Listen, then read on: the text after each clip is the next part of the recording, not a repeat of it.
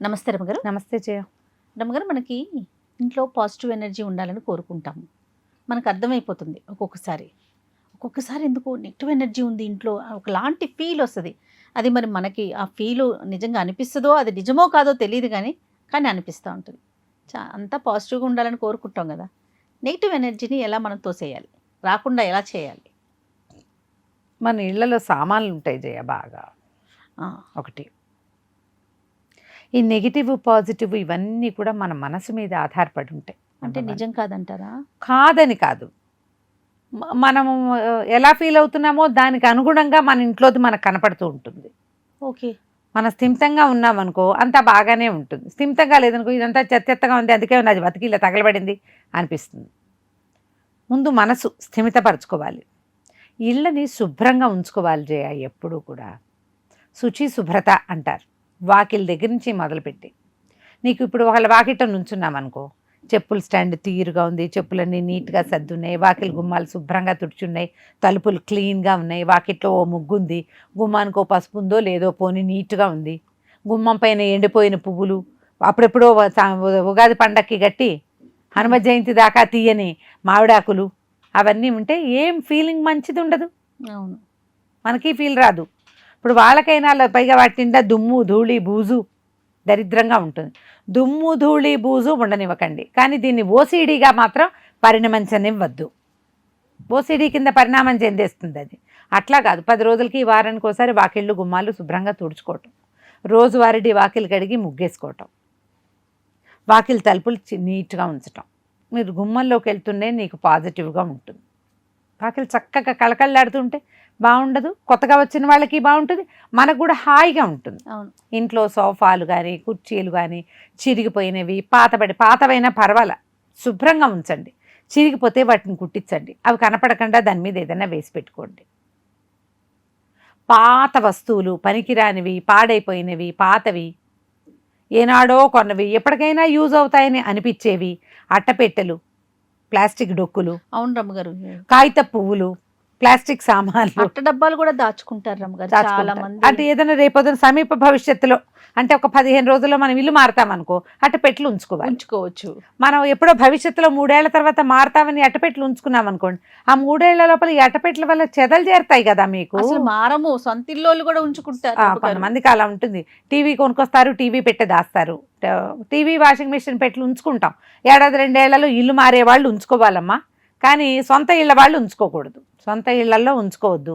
ఇక ప్లాస్టిక్ కవర్లు, ప్లాస్టిక్ సామాన్లు, దానికి దీనికి వచ్చిన గిఫ్ట్ కవర్లు, గిఫ్ట్లు, ఎక్కడి నుంచైనా ఫుడ్ తెప్పిస్తామా ఆ ప్లాస్టిక్ డబ్బాలన్నీ పూల్ చేసి పెట్టుకుంటారు. ఎవరికైనా ఏమైనా ఇవ్వడానికి పనిచేస్తాయి.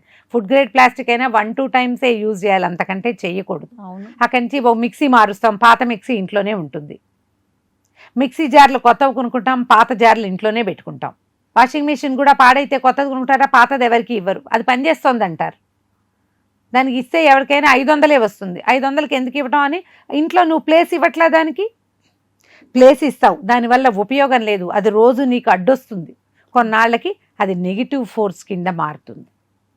అన్నీ అంతే జయ. ఇల్లు క్లట్టర్ తోటి ఉంటే అదంతా కూడా నెగిటివ్ ఫోర్స్గానే డెవలప్ అవుతుంది. మంచాల కింద సామాన్లు పెట్టుకోవచ్చు, మనకు స్పేస్ లేదు, మంచం కిందే పెట్టుకుంటాము.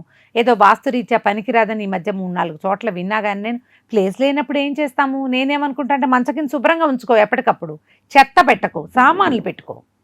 సామాన్లు పెడతాం, ఎప్పటికప్పుడు తీసి తుడుచుకుంటూ ఉంటే దుమ్ము లేదు బూజు లేదు, బాగానే ఉంటుంది. మన వస్తువులేగా, అదేమి వేరే పదార్థం గ్రహశకలాలు కాదుగా, మన ఇంట్లో వస్తువులే.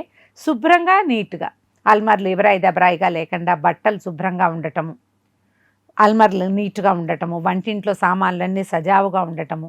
పాతదైనా పర్వాలేదమ్మా, కానీ యూజ్లో ఉండాలి. వాడని వస్తువులని పేర్చకండి. ఓకే, ఇది నెగిటివిటీ. తెల్లవారు లేవగానే ఇల్లు శుభ్రం చేసుకోవటం అనేది ఒక బృహత్తర కార్యక్రమం కింద పెట్టుకోండి. 10 గంటలకు మీరు ఇంట్లో నుంచి బయటికి వెళ్ళిపోయారు అనుకుందాం, సాయంకాలం 6ంటికి మీరు వస్తే మీ ఇల్లు లేచిపోయిన కొంపలాగా ఉండకూడదు, మనుషులుండే ఇల్లులాగా అనిపించాలి మనకి. అంటే దానికి తగినట్టుగా ఏదో ఉంచుకోవాలిగా మనం. అంతే. పిల్లలు జల్లలు ఉన్నప్పుడు, కొంచెం చిన్న పిల్లలు ఉన్నప్పుడు ఎవరాయి దబరాయిగానే ఉంటుందమ్మా ఇల్లు, అది తప్పదు కదా. కొంచెం ఈజీగా సర్దుకునేటట్టుగా ప్లాన్ చేసుకోండి. సామాన్లు సర్దుకోవటం ఎలా, ఏమైనా ఎక్స్ట్రాలు చిన్న పొన్న పిల్లలు విన్నేసి బొమ్మలు ఉన్నాయి, 2-3 పెద్ద అట్టపెట్టెలు పెట్టుకోండి. వాటికి పిల్లలు ఆట అయిపోగానే అన్ని అందులో వేసేసి మొత్తం ఒక ర్యాకులో లేదా ఒకదాని మీద ఒకటి పూల్ చేసేలాగా. హ్యాపీ ఆర్గనైజర్ ఆర్గనైజింగ్ ఐడియాలు మీకు ఇంటర్నెట్లో కోకొల్లలుగా దొరుకుతాయి. మేము ఒక హ్యాపీ ఆర్గనైజర్ తోటి మా గది సర్దించుకున్నాము. అవును, గది సర్దుకున్నాం.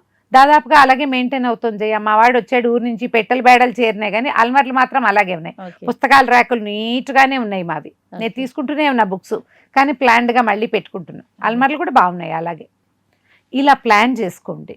దీనివల్ల ఏమవుతుంది, ఇంట్లో చెత్త చేరదు, ఇల్లు క్లీన్గా ఉంటుంది. అప్పుడు మీకు ఇల్లు శుభ్రంగా ఉండేసరికి ఆర్గనైజ్డ్గా ఉంటే ఆలోచనలు కూడా అలా క్లట్టర్గా ఉండవు, చెత్తగా అయిపోవు. అవును. ఈ డీక్లట్టరింగ్ ఐడియాస్ తోటి ఏంటంటే ఎప్పటికప్పుడు ఇల్లు క్లీన్ చేస్తామనుకోండి. శనివారం పెట్టుకోండి. సాటర్డే కొన్ని చెత్త సామాన్లు, పనికిరానివి, ప్లాస్టిక్ డబ్బాలు, ప్లాస్టిక్ చేరేవండి, బయటకు వేసేసేయండి. మీకు ఇల్లు ఫ్రీగా ఫీల్ అవుతారు. ఆలోచించండి. తప్పకుండా. బట్టలు కూడా ఎవరికైనా దానం చేయండి.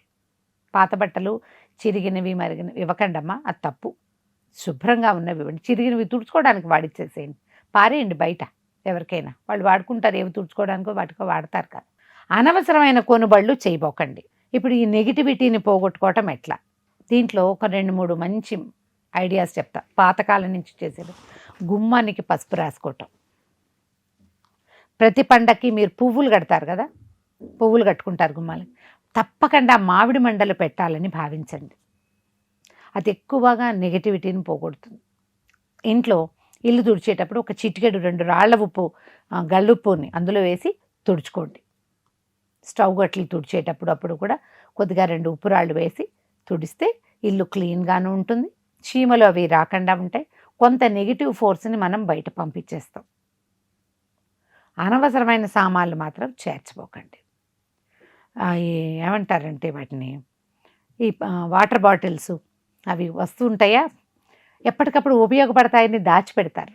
కొన్నాళ్ళకి ఎంత చెత్త కింద తయారవుతుందో. ఆ చెత్తలు కూడా ఉంచద్దు. ఇతరుల వస్తువులు ఎవరివైనా మన దగ్గర ఉంచుకోవాల్సి వస్తే, వాళ్ళు మన క్లోజ్ రిలేషన్, వాళ్ళ సామాన్లు ఇక్కడ ఉంచుకున్నాము, ఆర్గనైజ్డ్గా ఉంచండి.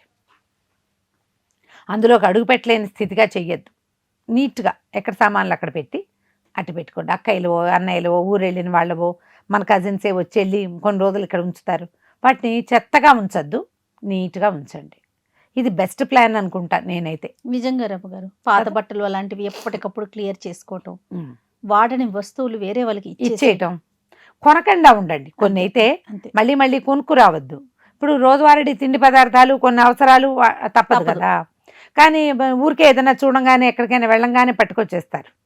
ఆ పనులు చెయ్యొద్దు. తర్వాత వీటిని మళ్ళీ డిస్పోజ్ చేయడం ఎట్లా అనేది ఒక తిప్పలుగా ఉంటుంది.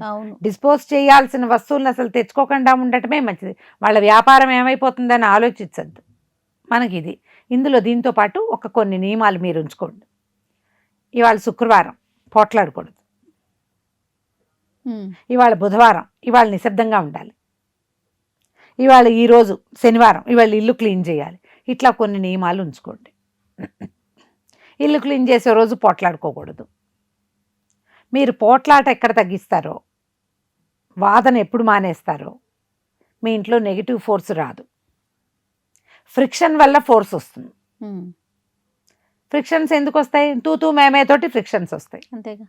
అది మానేస్తే ఇది తగ్గుతుంది. ఎక్కడైనా చీమలకి ఆహారం పెట్టడం అట్లాంటివి చెప్తారు పెద్దవాళ్ళు. చీమలు వస్తాయి ఇంట్లోకి, పక్కకి 4 పటిక బెల్లం పలుకు, 2 పంచదార పలుకులు వేయండి. అవి అక్కడెక్కడే తిరిగి అట్టించటే వెళ్తూ ఉంటాయి వాళ్ళ ఇంటికి. అవి వేరే వస్తువుల కోసం ఇంట్లోకి రావు. బొద్దింకలు గిద్దింకలు అలాంటివి ఏమన్నట్టు వాటికి ఏదైనా మందు పెట్టించేసుకోండి. ఒకేసారి చదలకు మందు పెట్టించేసేయండి. ఇల్లు క్లీన్గా ఉంచండి, మీరు హాయిగా ఉంటారు. కనీసం 70% దీనివల్ల తేడా వస్తుంది, గమనించండి. రైట్.